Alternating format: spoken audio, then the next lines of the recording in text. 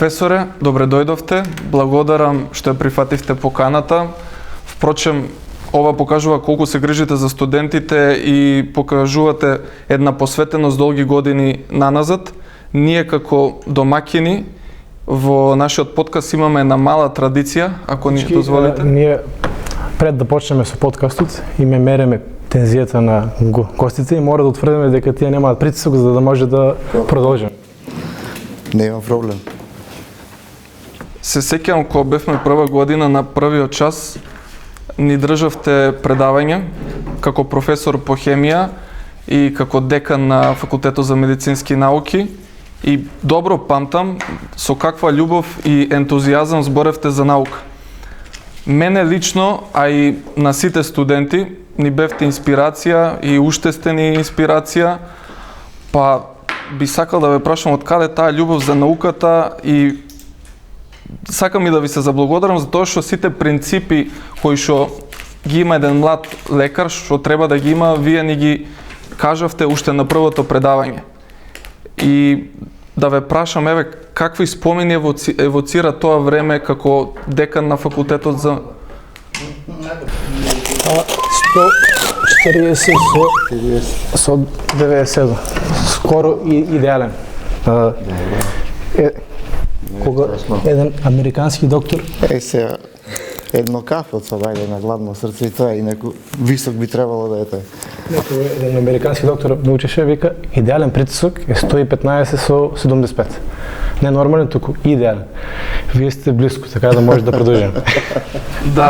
Да се навратам, морам да го спомнам ова. Значи, прв академски час, професор Рубин Гулабовски, еминентна фигура во науката, еминентен научник, ни држа предавање и не само тоа што ни државте предавање, вие не учевте на принципите како треба да се однесува еден лекар, многу добро памтам. И сакам да ве прашам од каде таа љубов спрема науката и како го памтите времето кога бевте декан на Факултетот за медицински науки? Прво, дечки, фала за поканата.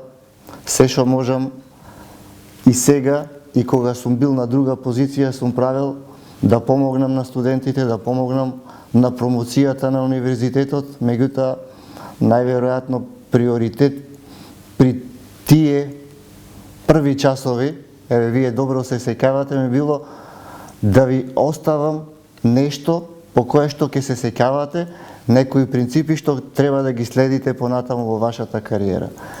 Иако јас не сум медицинско лице, долго време сум хемичар кој што работи на некој начин во областа на електрофизиологијата, биоелектрохемијата. Од 2008 година до сега сум постојан надворешен член на неколку медицински факултети во Германија, така да тоа што сум ви го кажувал, најверојатно е последица како нешто јас во такви услови кога сум бил на ваше место, 93 година, ми оставил некој друг впечаток. За да можеш нешто такво да кажуваш, тоа не можеш да го импровизираш. Мораш да го доживуваш и мораш искрен да бидеш. Ако не си искрен, тоа брзо се препознава од страна на студентите. Сум имал среќа да бидам учен, најверојатно од некои од најголемите мозоци во Европа. Не само тука во Македонија, туку и кога сум бил надвор од Македонија. Едноставно тие принципи што сум ги научил таму од нив, сум сакал овдека со вас да ги споделам. Не сум се родил како научник, можеби сум имал некој скриен талент, меѓутоа сето тоа понатаму е само надградба. Баш се радувам ако тие воведни часови од мене ви оставиле впечаток, затоа што се сеќавам добро што сум кажувал, ако тие принципи понатаму ги почитувате, верувајте дека подобри лекари од вас ке нема. Не само од вас двајцата, од сите ваши колеги. Се трудиме, професоре, до ден денес, еве уште сме студенти при крај на студии и ќе се трудиме да ги почитуваме тие принципи. Ние денес одбравме тема наука. Ако зборуваме за наука, имаме и со тоа што и да кажеме, посебно вие, посебно вие бевте најцитиран во топ 2% од сите светски научници, бевте на таа листа од Стенфорд и бевте еден од најцитираните македонски научници. Колку е тешко да се стигне до тие листи, професор? Ќе ви кажам една мала анегдота прво како дојде во Македонија целата таа приказна. Значи таа листа на Стенфорд, не знам, некоја 5-та или 6-та година е во ваков формат и само се надградува. Тоа значи дека 6 научници од Македонија, моментално со македонски адреси, плюс 2 што се со странски адреси, тие се, тоа значи не 8, с невеќе 5-та или 6-та година на тие листи и ние ги знаевме. Стенфорд е вториот по сите параметри најдобар светски универзитет. По многумина и првиот. Голема екипа ги прави тие рангирања и тие квантифицирања за да дојдеш на таа листа на најдобри 2% на сите времиња од сите области. Она што е интересно можеби за нас е што главниот автор на тие трудови и на тие рангирања е американец со грчко потекло. Иоанидис се вика, еден од најцитираните светски научници, работи во областа на молекуларната биологија, генетичар. И 2019 година, се мислам, или 2020 година, првиот пат кога во Македонија некој ја објави таа листа, беше цитирано извор од Грчка национална телевизија. Сега малку мене ми дојде необично што наш извор, не знам кој беше, Дојче Веле или не знам кој, ги цитира Грчката национална телевизија. Знаев дека нешто не е во ред. Не е во ред во наводници. Тоа што понатаму го видов, односно го дознав, имаме грчки студенти, голем број, со кои што имам одлични релации и ги прашав што е работата и тие кажаа дека Грчката национална телевизија не наредила професор Коцарев, Грчев, Мирчевски, професор Остафило, Грозданов, мене, со сликички како Миленко што ги реди во нивните емисии, затоа што с него прекршувале Преспанскиот договор, односно во нашиве трудови како адреса стоела Македонија. Тоа беше причината што во Македонија се слушна за таа листа, некој ја објавил, меѓутоа главниот фактор позадината не ја објавил. И така ние дојдовме на таа листа, прв пат да бидеме спомнати 2020, иако значи 4-5 години екзистираме. Да ви кажам право, спрема тие сите параметри таму што се валоризираат, да се дојде на таа листа е ужасно тешко. На листа кај што се Ајнштајн, кај што се Опенхајмер, најголемите мозоци од областа на медицината, на физиката, на хемијата и не знам колку други општествени науки, затоа што параметрите за да влезеш таму се навистина и критериумите високи. Меѓутоа, кога еднаш влегуваш, после тешко се излегува. Ние, она што нас не направи на некој начин да бидеме вклучени во таа листа на Стенфорд на највлијателните 2%, е што имаме извонредно квалитетни публикации кои што се од мал број на автори, меѓутоа доста голем број пати цитирани од други автори. Инаку ова што го работиме ние не е толку работено во светски рамки и не е толку интересно. Голем дел е теорија која што може би 100 луѓе или 200 во светот ја разбираат.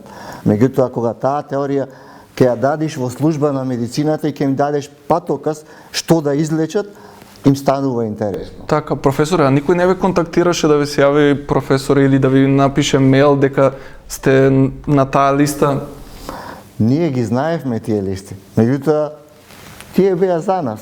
Едноставно, кога медиумите ќе промовираат, после стануваш интересен во Македонија. Значи, јас сум од 2001 година перманентно, барем најмалку 2 или 3 месеци во некоја земја од Европската унија. Од 2001 до 2009 цело време во Германија и во Португалија, таму сум докторирал, таму постдокторски, и ние ги знаеме сите тие работи.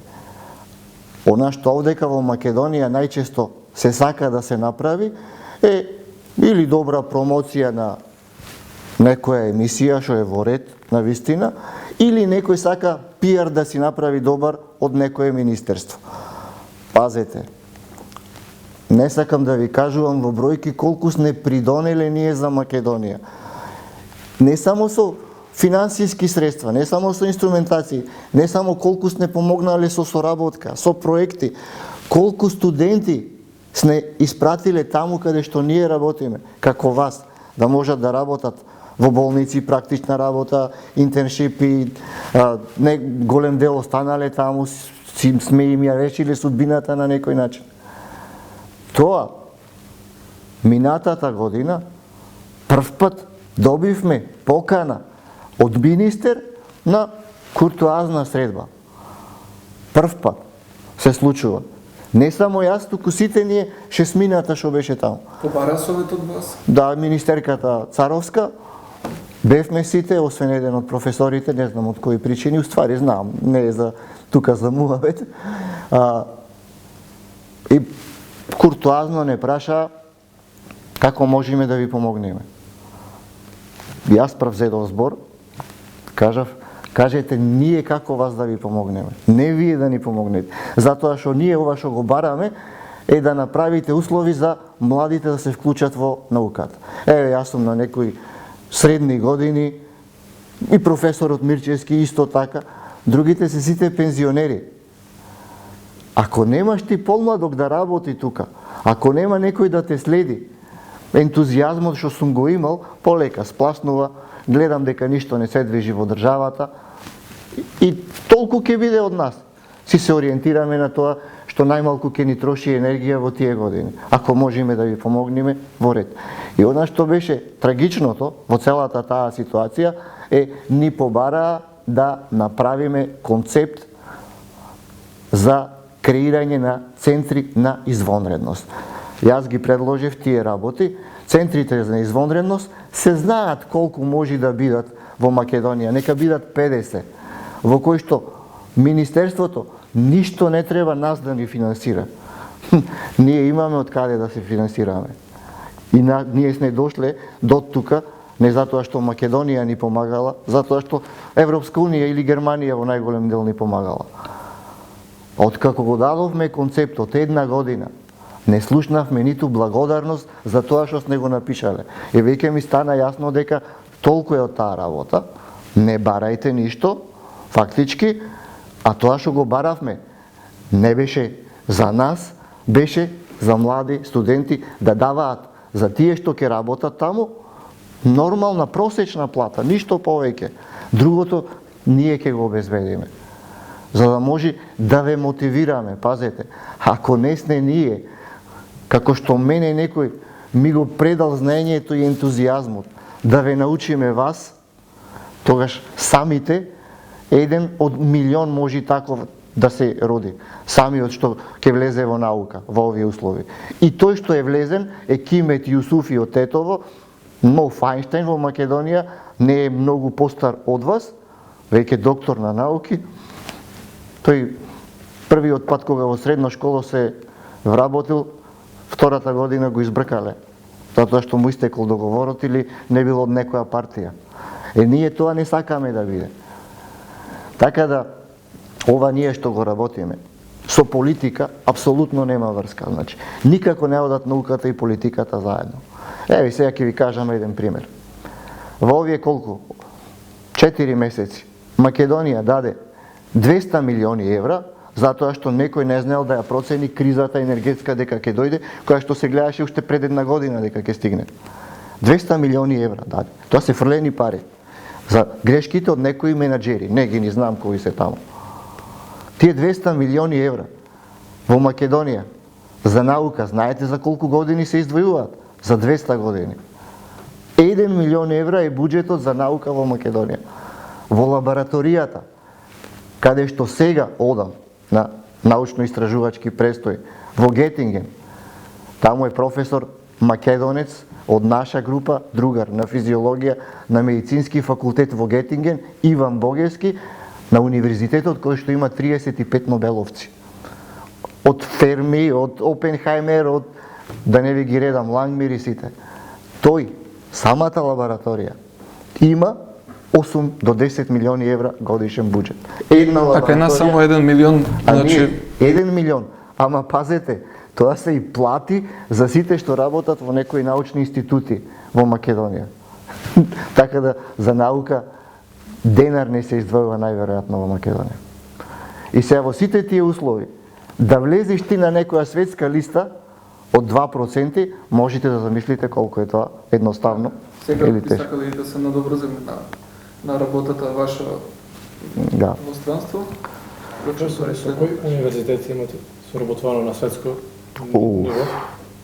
Сите да ти кажам право, не можам ни да ти ги споменам, меѓутоа ќе ти кажам дека најмалку 25 сум бил подолго или пократко се мисли од 2 недели до 2 месеци, подолго неколку години. Значи, универзитетите во Грајсвалд, универзитетот во Сарланд, универзитетот во Лајпциг, во Берлин, Хумболт универзитетот, моментално во Гетинген, во Хајделберг, тоа се во Германија, Фрајбург универзитетот, Цирих, Базел, Лозана, во Порто сум бил еден од најдобрите 100 светски универзитети, универзитетот во Порто. Овие овдека тука во бивша Југославија огромен број на универзитети, од тука ни почна соработката, јас сум уште од времето на Југославија, од Тито.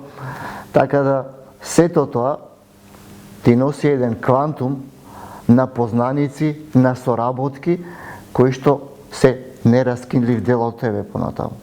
Тие соработки понатаму ни овозможуваат да работиме наука, иако гледате дека овдека нула, ништо не се финансира, меѓутоа она што е многу поважно, кај тие луѓе ние можеме да пратиме добри студенти како вас, да можат да се развиваат, да влегуваат во полето на науката, да си најдат постојани работни места и нема да ве лажам ако ви кажам дека досега повеќе од 200 има што отишле во групи каде што имаме наши соработници, наши пријатели, наши студенти од Македонија, голем дел од Универзитетот Гоце Делчев Тип.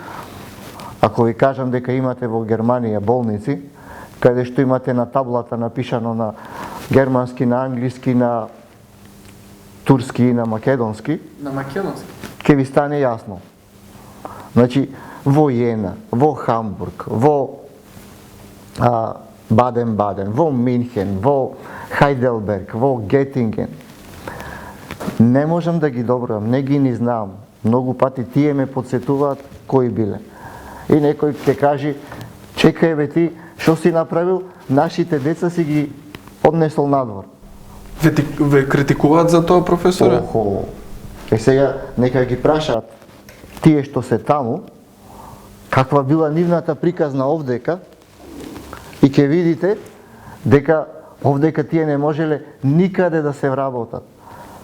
Не сакам да можеби да звучам толку песимистички, меѓутоа најдобрите секогаш овдека е најтешко да се вработат во Македонија.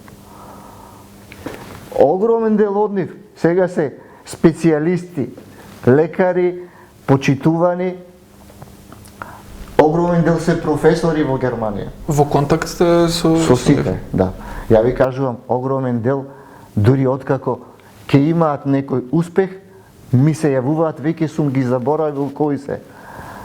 Меѓутоа, многу често, ретко сум активен на Facebook, од таа исполитизираност не сакам повеќе да бидам инволвиран, не можам да се снајдам во тие сегменти на тие постови и на тие политички препукувања.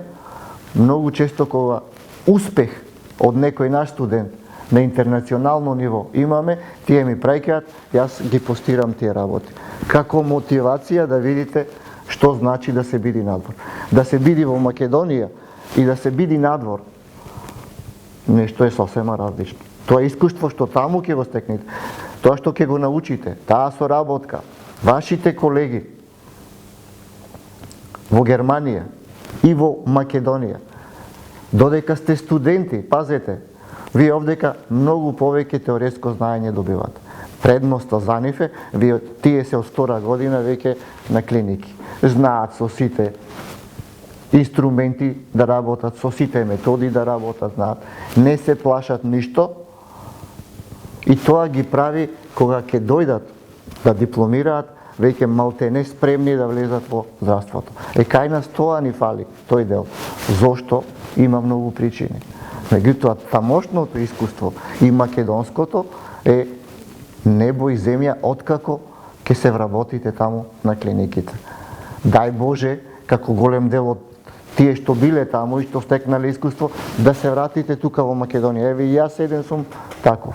Да, вие сте пример. Впрочем, и постовите што ги пишувате на Facebook, на социјалните мрежи се охрабрувачки дека наши студенти успеваат и тоа уште не води и ден денес. Има една бариера. Значи, таа бариера можете да ја пребродите само кога ќе заминете на интернационална пракса, на размена на студенти, сега преку Еразмус едноставно. Или научен престој, научна соработка, било како. Да видите дека тамошните студенти не се вундеркиндови. Да видите дека можете да дебатирате и со професорите и со сите на високо ниво. И таа бариера овдека кај нас може некој што бил таму да ви ја олесни да ја помините, да ве охрабри. Во таа насока се сите мои постови. Значи, јас можам да ви кажам дека ако кажуваат на тие некои рангирања дека сме еден од најглупите народи во Европа, јас ќе ви кажам дека сме еден од најпаметните и најснодливите народи. Така да, секој би препорачал на секој еден што сака да има развој во кариерата, макар и 3 месеци да може да замени било каде во Европска унија. Дали Германија, дали Шведска, дали Франција, секаде ќе наидете на луѓе кои што ќе ви го дадат целокупното знаење и кои ќе видат потенцијал во вас, нема да се откажат од вас. Ама вие ќе ги надмините тие бариери кај што мислите дека леле овдека во Македонија ништо не научија, ништо не знам, ќе видите дека многу знаете. Додека има работено во странство, дали имавте прилика да се запознаете и да соработувате со некои врвни научни умови? Ова што го работев тоаш во времето на докторските дисертација, значи од 2001 до 2004 година, прв стипендијат бев од фондацијата ДАД од Македонија на докторски студии во Германија. Во 2002 година бевме на средба со нобеловци од областа на хемијата и физиката во Линдау, на Бодензе, Боденско езеро во Германија. 7 дена се дружевме и сега можете да видите за еден студент на ваши години, толку бев јас, кога почнав докторски да работам, да се сретне и да разговара и да се зафркава и да се шегува со нобеловци. Има хумор во нив? Како не? Тие се наједноставните луѓе што постојат на планета. Ниту се арогантни, ниту се недопирливи, екстремно интелигентни, екстремна добра смисла за хумор. Значи со Фишер, со Крото, што ги измислиле фулерените, што ги измислиле фероцените металокомплекси, што работеле на апликација на хемијата и физиката во областа на медицината. Со последната жива асистентка на Ајнштајн, која што ни кажуваше анегдоти додека била со него за Ајнштајн, и сега тоа искуство кое ќе го стекнете на тие години, а дополнително сум работел во група каде што сега моментално има еден нобеловец во Германија, каде што менторот на мојот ментор бил нобеловец, каде што тие што соработувам, сите до еден, се не во топ 2%, туку во топ 0,01% најдобрите професори во своите области, од кои што еден е, што имаме блиска соработка од Англија, потенцијален нобеловец, многу веројатно. ова што го работиме, само да ви кажам, електрохемијата, може би е апстрактно за многу од вас, голем дел од овие ензиматски процеси во организмот се такви електрохемиски процеси. Пред 2 години добија Нобелова награда од нашата област, од електрохемија. Колку е тоа важно? Апстрактно звучи, меѓутоа со таков пристап, кога имаш соработка со такви луѓе и кога знаеш дека знаеш, кога не се подценуваш, нормално не смееш да се преценуваш, со тие луѓе ќе имаш директна соработка, понатаму развојот во науката е релативно лесен. Во досегашната ваша кариера, кои се, може да кажете, како ваши најголеми достигнувања?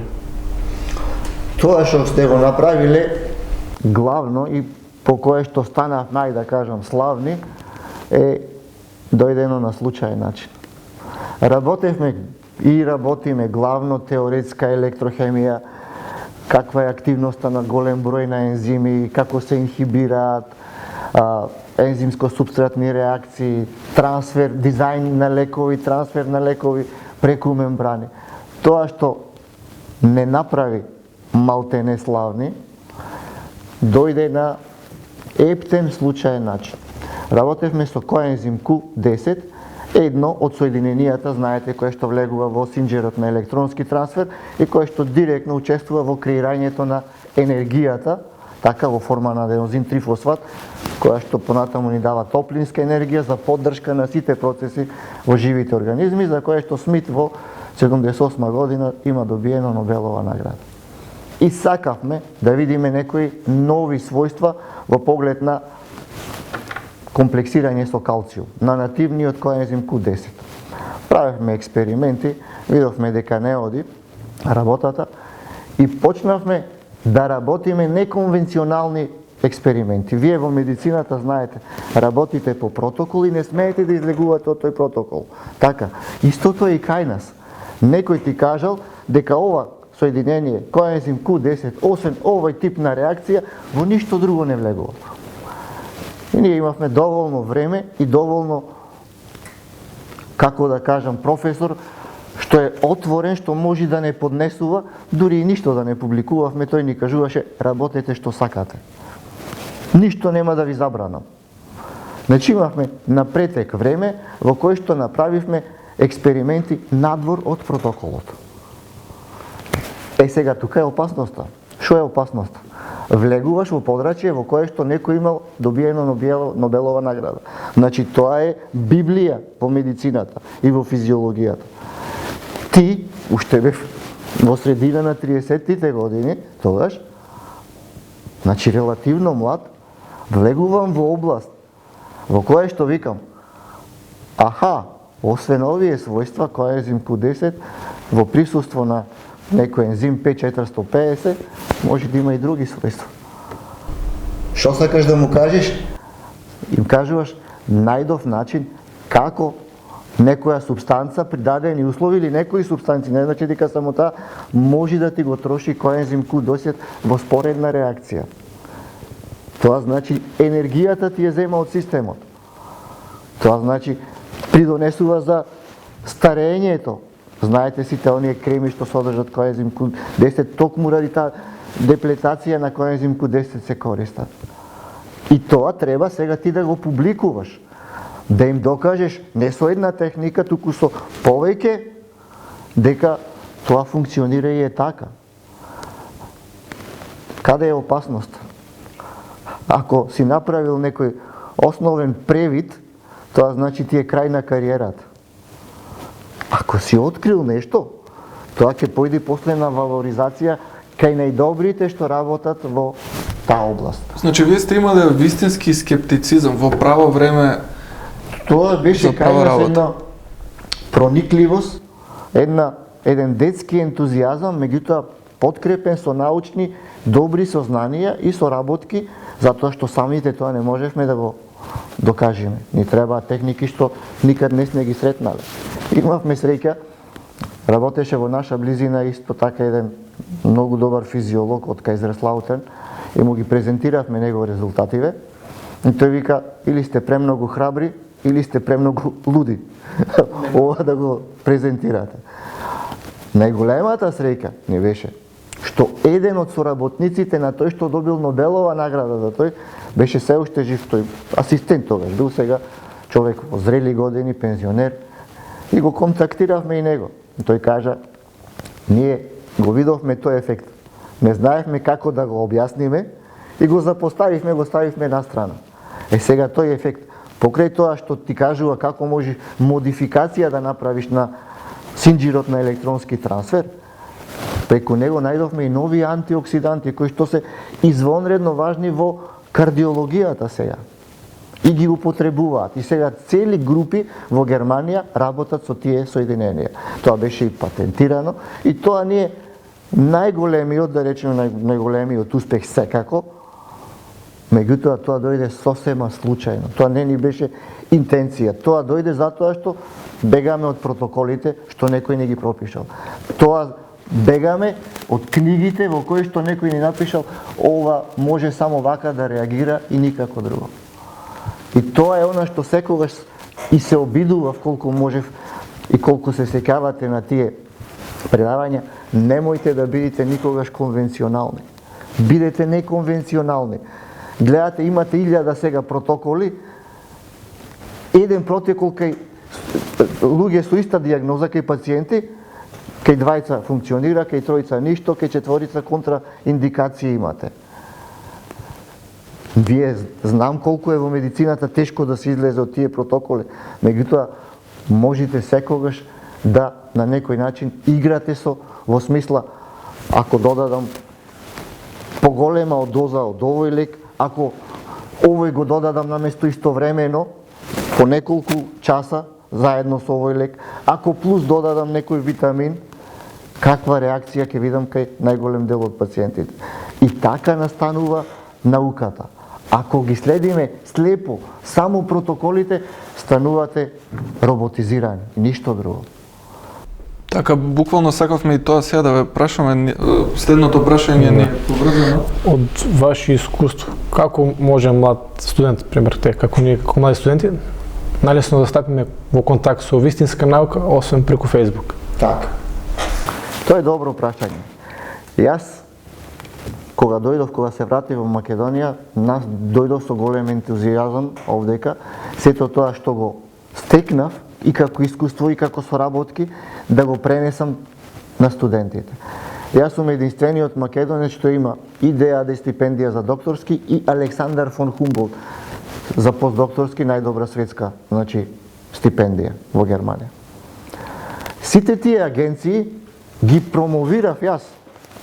И тука на Угада ви уште не бевте тогаш запишани, пред нашите студенти, на други универзитети, секаде сакав да ги направам отворени, да можат студентите да аплицираат. Голем дел од ваши колеги аплицираа, голем дел добија стипендии, голем дел добија и докторски, значи можности за докторски работи да изведуваат во Германија. За постдокторски се уште не им е дојдено времето. Она што е круцијално во таква ситуација, како вие да дојдете, затоа што од Македонија, веруете, никогаш никој нема да ви даде за млади пари за наука да работите, е да стапите во контакт со некој што има искуство и што сака да ви го сподели и што сака контактите да ви ги сподели. И да ви ги каже сите фондации во Европа од каде што можете да аплицирате за дадена поддршка. Сега вие во моментов ја знаете само Еразмус програмата, такви програми има за студенти илјадници. Тие се гладни за добри студенти. Наше е да им се понудиме, да им кажеме што знаеме да работиме, кога ќе видат тие потенцијал, тие самите ќе ве повикаат таму. Професоре, има ли најнеопходен услов за да се почне да се занимава? За пауза, за реклами. Реклами, откажаа ни спонзорите вчера. Паци. Тоа ќе откажат, не е во наука да инвестират у нас. Да се навратиме. Има ли најнеопходен услов студент да почне да се занимава со наука, професоре, од ваше искуство? Одлично прашање. Првото е некој да ве анимира и некој да ви остави впечаток, искрено да сака да ви помогне да ве вклучи во науката. Тоа е неопходниот предуслов. Зошто јас сум влегол во науката? Сум ги имал најдобрите професори, што постојат огромен дел академици, што ми биле професори мене. Кога ќе слушав од нив и кога ќе учев, можеше и цел ден да останам во предавалната и ја немаше да трепнам со очи. Кога ќе видиш нивниот професионализам, вие сте можеби некои учели од нивните книги. Значи, Шот Трајанов, Јовановски академици, Мирчевски, Здравковски, Грозданов, сите тие, Петрушевски Владо, Благоја Јордановски, Слободка Алексовска, сите тие така искрено зборуваа за науката, со толкава љубов за да тие пренесат, што тој што малку имаше талент и ако ги следеше, немаше сомнение дека ќе успее. Тоа е почетниот. Науката, ја, како што ви кажав, не сум се родил како научник. Ја бев спортист, ја трчав маратони, повеќе од 100 имам истрчано маратони. Бев кошаркар, ако сум 1,70 м, бев плеймейкер, одлично, меѓутоа дојде време кога од сите тие спортски активности се префрлаш во наука. И мора импулс од некој да ти го даде. Да осетиш науката што значи на лице место, да го видиш експериментот, да видиш како од ништо правиш нешто, како со мешање на два раствори правиш лек. Кога тоа ќе го видиш и кога ќе видиш дека функционира, дека действува во експерименти со клетки екстрахирани, различни, како функционира сето тоа. Верувајте, секој што и малку го има, значи, малку има таа желба за наука, ќе почне за наука. Така. Сега ми баш текна, сакав да ве потпрашам колку често треба еден студент да посетува конгреси, да оди надвор од Македонија, а воедно, Влад, дали се сеќаваш на професорот за анегдотата со физичарите мислам дека беше прва година. Кога се скараја за квантната физика и кога се маа со шпагети у кантинет. Тие се две работи, едната е квантни физичари, уствари два пати беа квантни физичари. Тие се луди, ние залутавме на конгрес на квантни физичари, кај што нашата работа 1% беше од тоа. И кога почнаа да се препираат на таблата, едниот на другиот му чкрташе, ова не е точно, ова не е точно, дојде трет и им ја избрише на двајцата со своја теорија. Си почна. Она е најбитната анегдота, не знам дали се сеќавате или дали сум ја ви ја кажал вас, се однесува за Ајнштајн во времето кога теоријата на релативност почнал да ја промовира. Ајнштајн бил чиновник во биро за патенти во Берн, во Швајцарија. Значи, јас патентирам нешто, тој го заредува патентов, го архивира, такви работи. Не бил тој научник. Одеднаш Ајнштајн публикува 3 трудови кои што целата, значи физика и целиот постанок на светот и целиот концепт до тогаш го фрла на плејки. Целата Њутонова теорија, значи понатаму во физиката, ја фрла малтене како еден граничен случај на неговата теорија. И сега тоа било 905-906 година, кој што никој не го знае Ајнштајн кој е, ниту како изгледа, ниту кој е во науката. За сето тоа, да го промовираш, треба да одиш во центрите, требало во Копенхаген, во Берлин, требало во Стокхолм, кај што биле во тоа време најголемите умови во квантната физика, и требало концептот да го промовира таму, нормално лекции дава. И сега, тоа време, значи, почнале автомобилите во Европа, му даваат личен шофер на Ајнштајн. Личниот шофер на Ајнштајн бил екстремно паметен и секогаш на тие предавања си седел некаде во чошот и нормално Ајнштајн кога ја завршува лекцијата, има прашања и овој после 2-3 лекции, 2-3 семинари на Ајнштајн во тие центри и ја научил лекцијата и ги научил како да одговара на прашањата. Од прилика исти биле. И сега одат во Копенхаген и возачов му кажува, вика, тебе секако никој не те знае, Алберте, како изгледаш. Те гледам веќе ти се досади да те прашуваат, што ништо не разбираат овие. Дај да се смени бе денеска. Ја твоја лекција ја научив, ке ја предадам и ги знам и прашањата.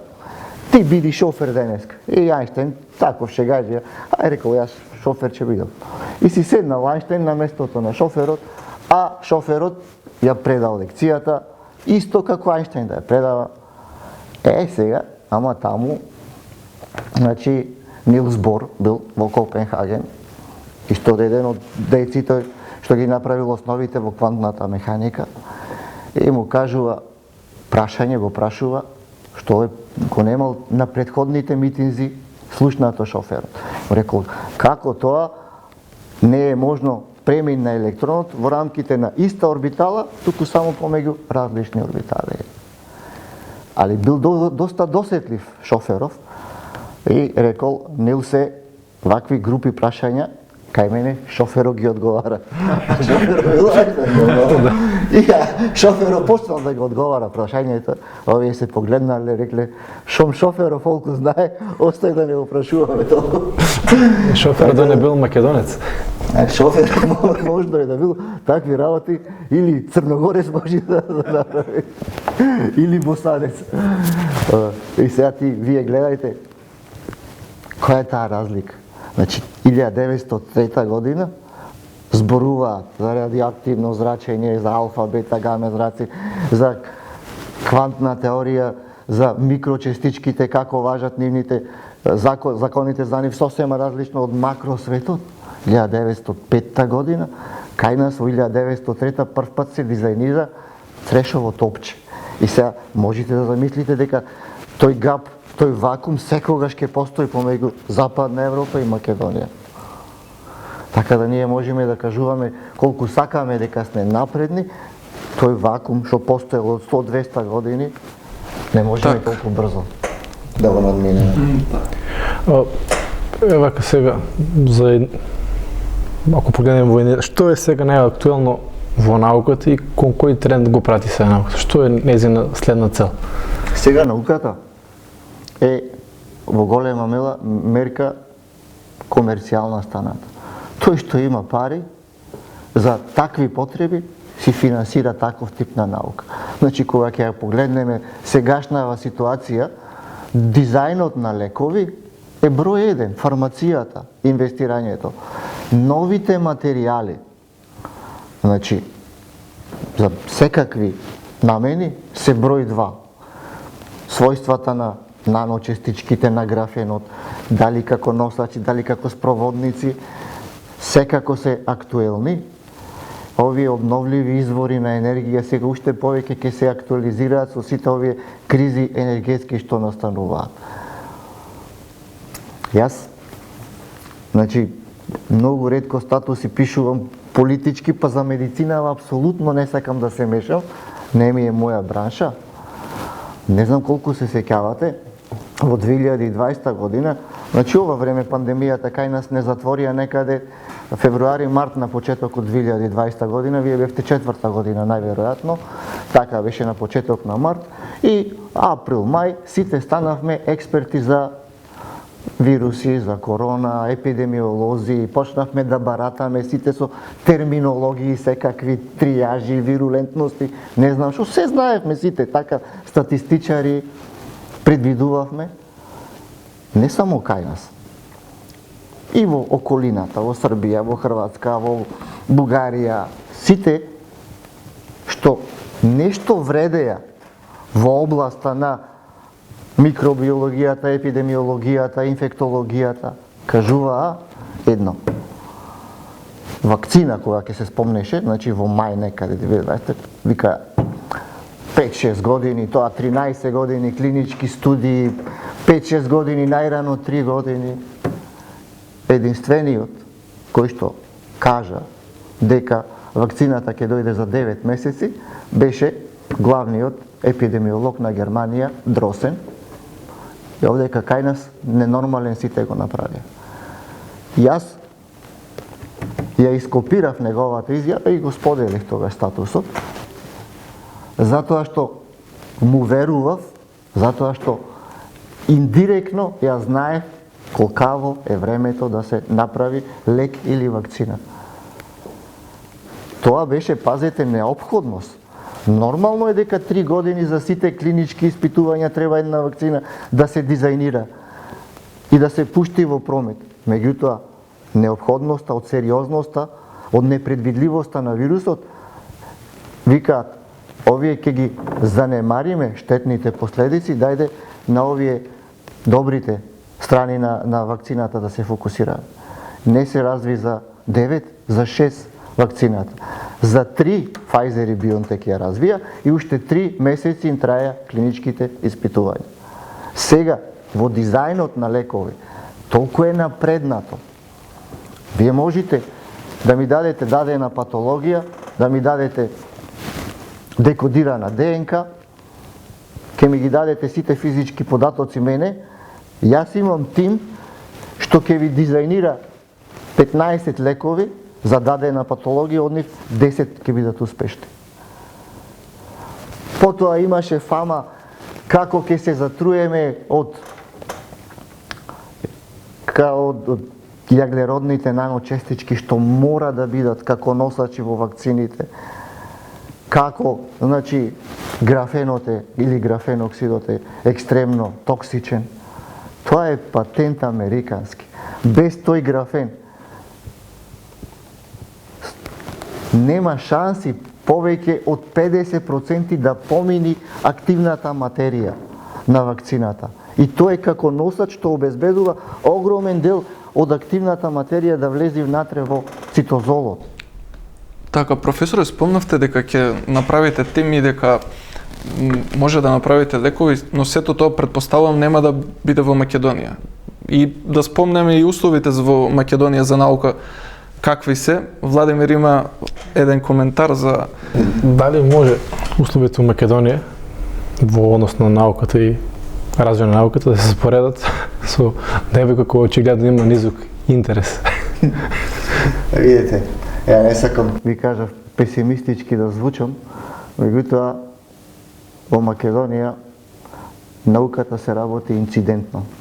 Ако сакаш да работиш наука, и ако имаш претходен бекграунд, ако најдеш како од страна да добиеш поддршка, можеш да работиш еден сегмент на науката. Еден сегмент. Вистинска наука во Македонија, за жал, не постои. Па видите што се случува. Институт за имунологија, што е доста сериозен институт, одличен, има одличен шеф таму, кој што е во моментов председател на таа здравствената комисија за заразни болести, Александар Петличковски. Значи, одличен институт. Треба да се моли со посебна одлука на влада да му дадат 100.000 евра за некоја нормална наука да тера во 2 години во поглед на пандемија, што има извонредна општествена важност. Тоа. За науката, знаете што се 100.000 евра? Па ние во нашите експерименти, ако работиме со некои посебни протеини, толку ни коштаат 2 протеини да ги купиме. Толку треба за Македонија се дадени и како да зборуваме за наука. Значи, јас откако сум дојден тука, имаше дадено некои средства за публикувани трудови, 1 година се даваат, 2 не се даваат, 1 па се даваат, нешто. Колку да имаш некоја сатисфакција за тоа што си го публикувал и тоа го искомпрометира одредени структури и тоа не ве во застој има, значи, апсолутно сакаат да ви кажат немојте да се будалите, да одите наука да работите. Мене ако ме прашате, ќе ви кажам како што ние сме работеле. Одете за бадијала работете, одете да гледајте искуството да го стекнете да работите со системиве, затоа што тоа не е за бадијала понатаму. Тоа ќе ви биде бекграунд каде што ќе аплицирате понатаму и ќе можете многу феномени да разберете што ќе ви помогнат понатаму во кариерите. Дори не треба ни научници да ги разберите феномените. А вие што би променили во Македонија за да се подобри состојбата? Да има поповолна клима? Тоа, знаете како, Македонија, кога ќе го видите концептот, ние сите се едноставно не сметаат како гласачи. гласачко тело и ништо друго не ги интересира. Што значи и од Симеон, и од Владимир, и од Рубин, и од Александар, еден се брои гласот. Се даваат, еве, можете тоа да го видите секојдневно, субвенции за земјоделие, не викам дека не треба да се даваат, помеѓу 200 и 300 милиони евра годишно. Ако е така, ние требаше сега да имаме зеленчук, овоше за бадијала цени. Ние видете ги цените сега, што ги имаме, се најскапи во светот. Не, да. Ете, ги гледате, значи сите тие, и гледате колку коштаат сите тие работи. Значи, на некој начин, со парите од даноците, со моите, со вашите пари на вашите родители, се прави, ајде да не кажам погрубо, ма легален подкуп на гласачкото тело во Македонија. И на тој што ќе му дадам јас пари, и што ќе гласа за мене, гласот вреди еден, и вас, интелектуалци, гласот вреди еден. Ама вие можете да ме зафркнете. Вие самите зборувате и размислувате гласно, тоа значи вие не сте ми сигурно гласачко тело, бас не можам да ве уценам, нема со што. И сега, ако тој концепт не се надмени, значи, пазете науката, вие основна парадигма за развојот на секое едно општество, за се. Ние сме до тука дојдени во голем дел затоа што каква наука, ви кажав во 1903 каква била науката во Германија, Швајцарија, каква била во Македонија. И ние, ако тој концепт не почне да се менува, тоа е веќе не знам колку години за доцнето, ама ако почне сега да се менува со некои, еве да кажам, минимални средства за финансирање на вас, на младите, не на нас, ние знаеме како да си обезбедиме средства, тогаш во Македонија уште полоша ситуацијата ќе биде. Значи, концептот, стратегијата, доколку не се смени, толку е таа работа. Доколку не ги викниш луѓе, треба да си има доблес, не сум јас најпаметниот во Македонија. Има кој знае колку попаметни и подобри. Викни ги сите тие, нека ти ја направа стратегијата и нека ти кажат ова треба да направиш за следниве 10, 15, 20 години, да, немаш енергетска криза, да немаш здравствена криза, да немаш ова.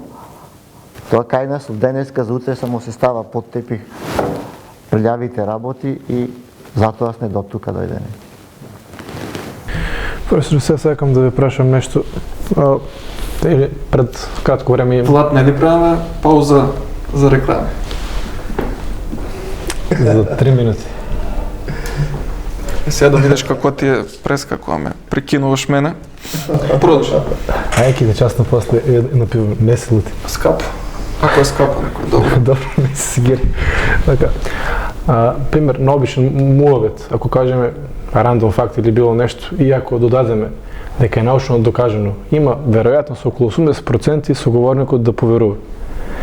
И сега, дали треба толку слепо да се верува на науката или можно е да постои некое лажирање или пак грешки?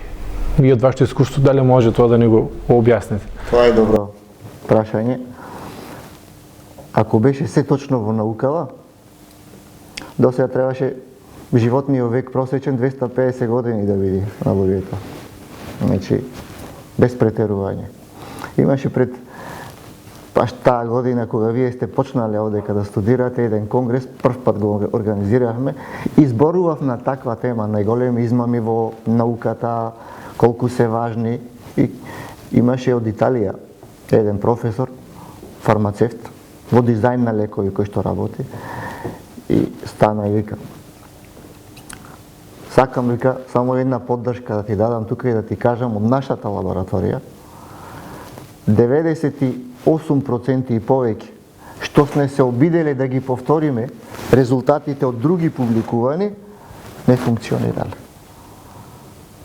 Ако ви кажам дека имате во Репликацијска криза, дали тој термин се употребува во контекст на има различни, меѓутоа има плагиаторство, има измислување на резултати, репликација,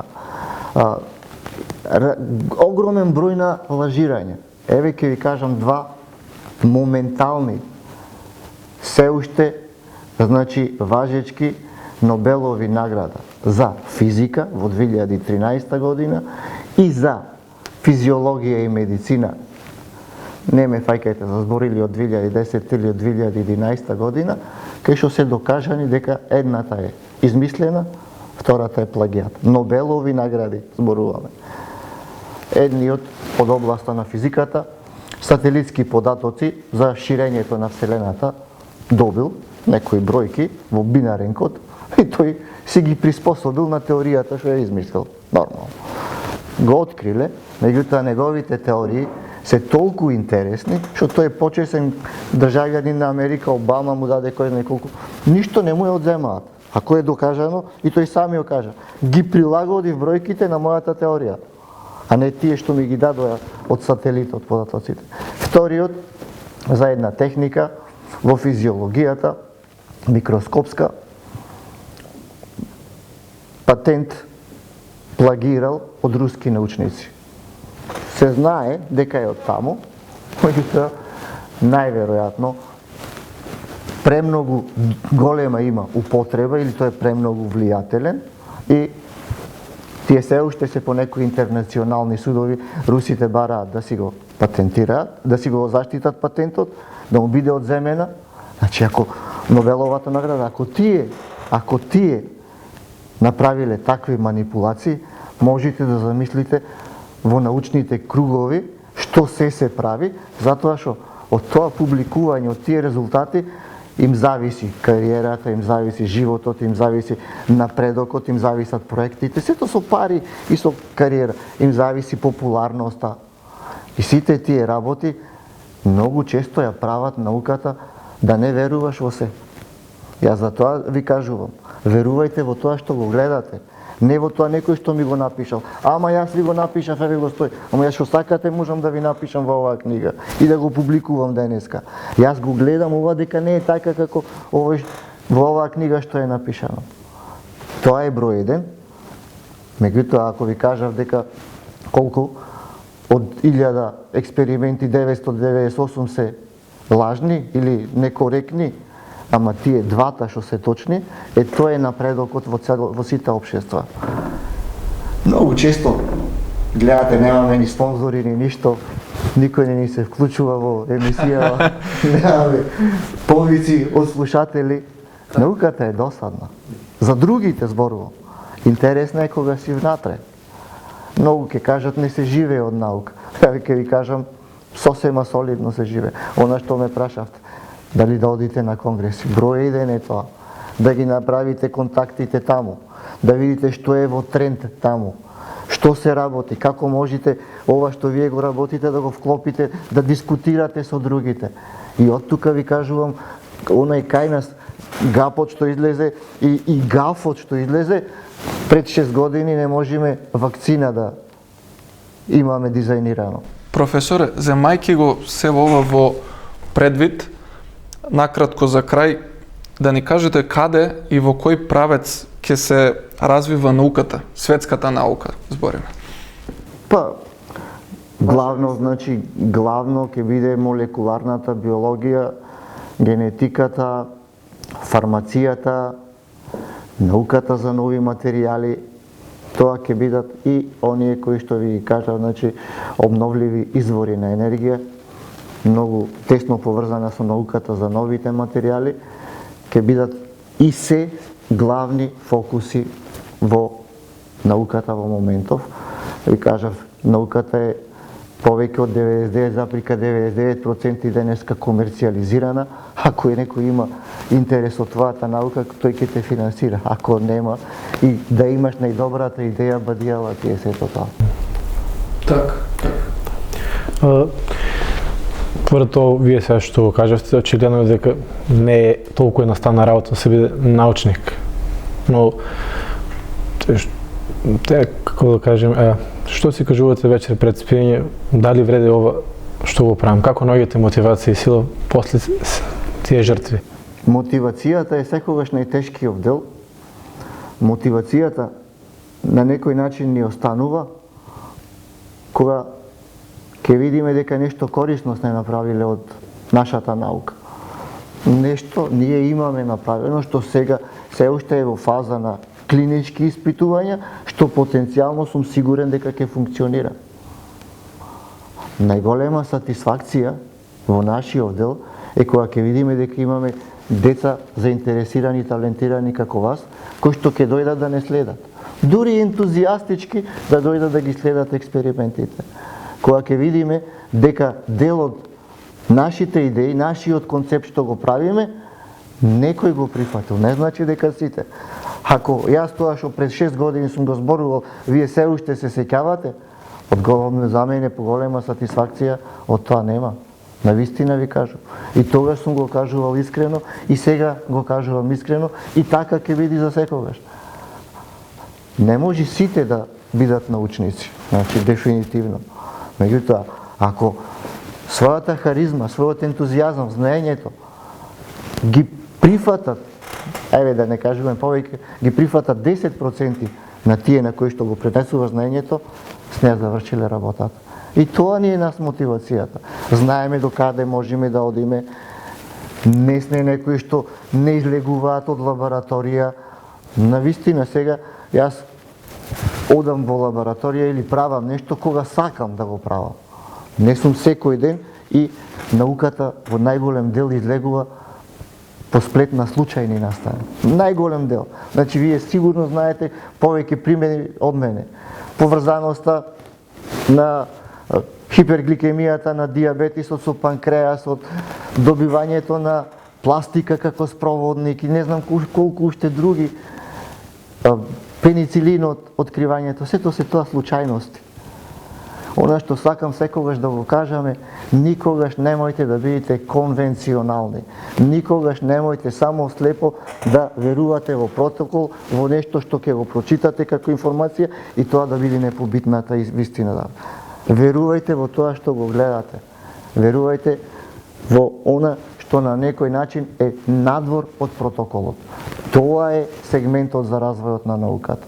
Меѓутоа ви кажав, додека ме држи паметта и силата, јас ќе се обидувам сето тоа што го знаам и за доброто на општеството и за ваше добро да го направам, да се фокусирам знаењето на некој начин да придонесе нови луѓе што понатаму ќе работат. И нас ентузијазмот ни спласнува. Ама кога ќе има некој друг со нова идеја, со нов ентузијазам, одма можеш да се вратиш. Така, станеме сега. Значи, Влад, имаме и одговор на сосема за крај прашањето. Имаме одговор, има ли среќа во науката? Мислам дека одговорот е... Најголем дел е среќа во науката. Огромен дел од тие откритија што се најважните дошле на случаен начин. Огромен дел, да не вика, имам една цела лекција во 2017 за случајни откритија во науката. Секогаш јас такам некои такви екзотични предавања прикажував, кога ќе ги видите колку се тие случајни откритија, ќе видите колку неконвенционалноста на луѓето, тврдоглавоста и наетот, концептот што вие самите ќе си го поставите, води кон успех. И тоа е мојата препорака. Излегувајте надвор секогаш, колку што можете нормално. Благодарам многу, професор. Баш ни е чест и задоволство што имаме прилика да разговараме со професор кој што е несебичен од своето искуство и што родителски совети дава на студентите и се радува на нивниот успех. Благодарам. Ако сум имал некое и дури минимално влијание врз вас, врз вашиот развој, се радувам. Гледам дека напредувате во одлична насока, се движите и ова ви е искуство и сигурен сум дека ќе бидете одлични лекари понатаму, меѓутоа најважно е да бидеме одлични и обични луѓе. Тоа е најважното. Благодарам, професоре, благодарам што го правите ова за нас. Благодарам и на вас.